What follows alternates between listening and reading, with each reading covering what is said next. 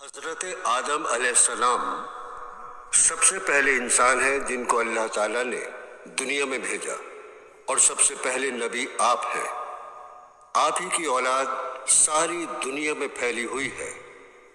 اللہ تعالیٰ نے حضرت آدم علیہ السلام کو سب چیزوں کے نام سکھا دیے، پھر ان کو فرشتوں کے سامنے کیا اور فرمایا، اگر تم سچے ہو تو مجھے ان کے نام بتاؤ۔ انہوں نے کہا کہ تو پاک ہے، جتنا علم تو نے ہم کو بخشا ہے اس کے سوا ہم کو کچھ نہیں معلوم۔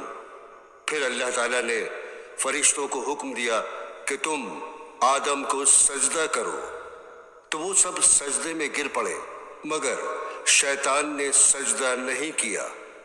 اللہ تعالیٰ نے حضرت آدم علیہ السلام سے کہا کہ تم اور تمہاری بیوی جنت میں رہو اور جہاں سے چاہو کھاؤ پیو، مگر ایک خاص درخت کے متعلق حضرت آدم علیہ السلام کو منع کر دیا کہ اس کے قریب بھی نہ جانا، ورنہ تم بھی ظالموں میں سے ہو جاؤ گے۔ اس طرح اللہ تعالیٰ نے حضرت آدم علیہ السلام کا امتحان لیا کہ دیکھیں یہ ہمارا کہنا مانتے ہیں یا بھول جاتے ہیں اور شیطان کے بہکائے میں آ جاتے ہیں۔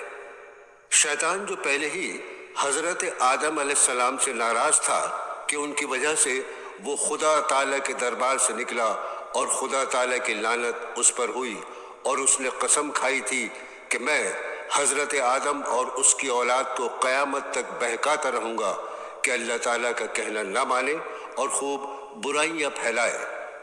آخر ایک دن حضرت آدم علیہ السلام اور ان کی بیوی حضرت حوا علیہ السلام بھول سے شیطان کے بہکائے میں آ گئے اور درخت کا پھل کھا لیا۔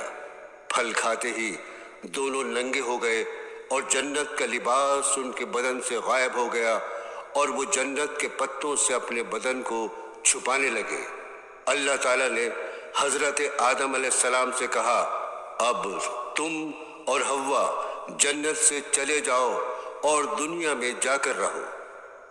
حضرت آدم علیہ السلام کو جنت سے نکلنے اور شیطان کے بہکانے میں آنے کا بہت رنج ہوا، اور بہت عرصے تک اللہ تعالیٰ سے معافی مانگتے رہے، روتے رہے کہ اللہ تعالیٰ مجھے معاف کر دے۔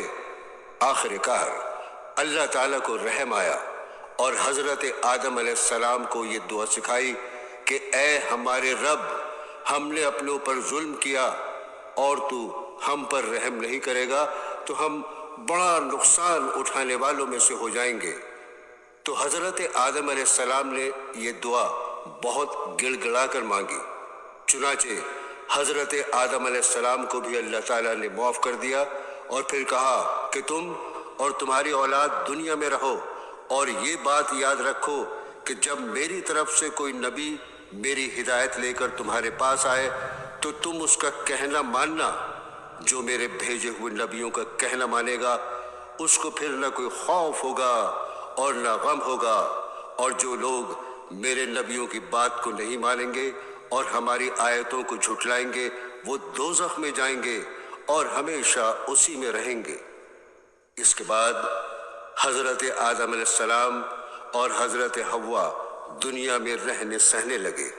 حضرت آدم علیہ السلام 900 سال زندہ رہ کر وفات پا گئے۔